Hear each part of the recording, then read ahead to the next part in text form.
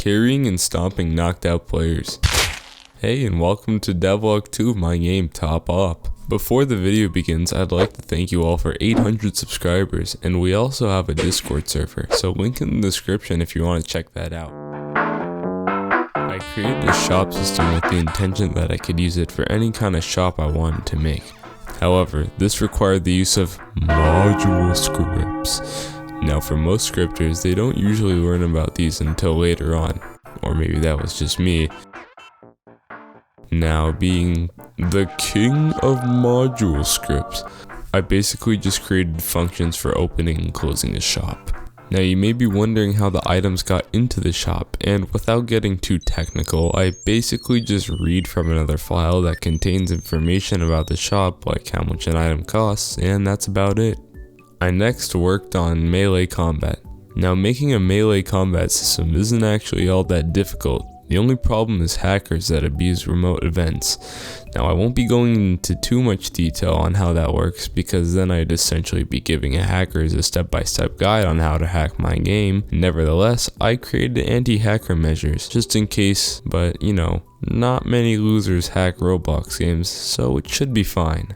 Another fun part of making a melee combat system is the animations. Now I'm not an animation wizard or anything, but with the new curve editor for animations, Roblox makes it really easy to make my trash animations look good. Instead of making my character robotically move from keyframe to keyframe, it instead gives the developer an option to make the animations look more lifelike. And with that system in place, it allows me to do things like this.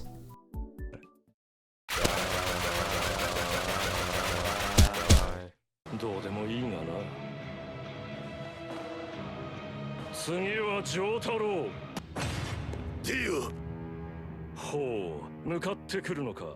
逃げずにこのディオに近づいてくるのか。近づかなきゃ、てめえをぶちのめせないんでな。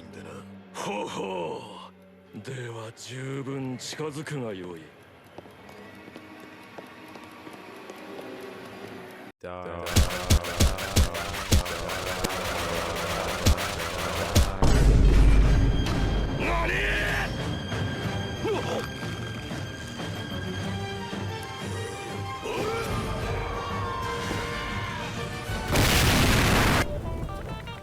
やれやれだぜ。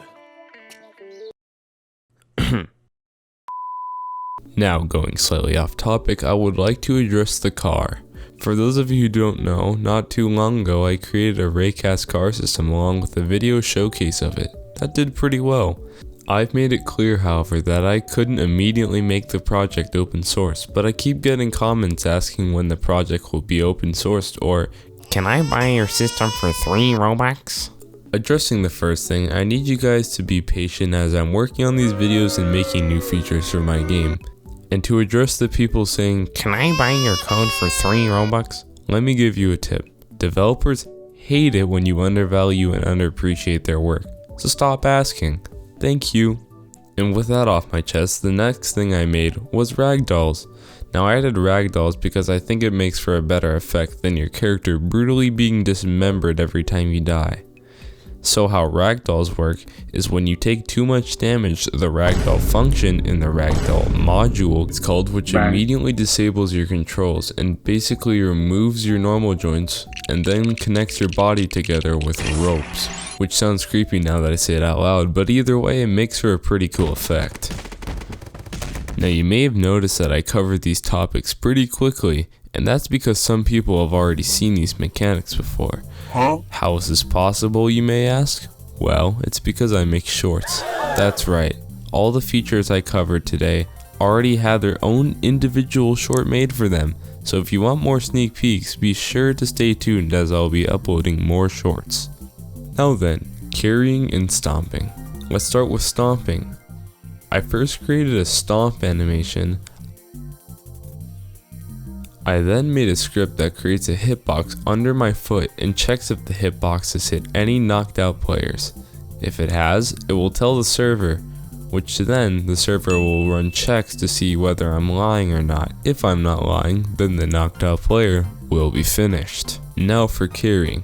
I also created an animation, this time for picking up the player. I also then make a script that creates hitboxes on my arms and checks if it hits a knocked out player. If so, then again, it will tell the server, which will again run checks to verify whether I'm telling the truth or not, and if I am, then the server will put the knocked out player into my arms. Now, if the player happens to regenerate too much health, or if the player dies, they will be dropped out of my arms. The same thing will happen if I were to die with someone in my arms. And that's all there is to it. If you enjoyed, make sure to like and subscribe to the channel, as this tells me whether you genuinely enjoy my content or not.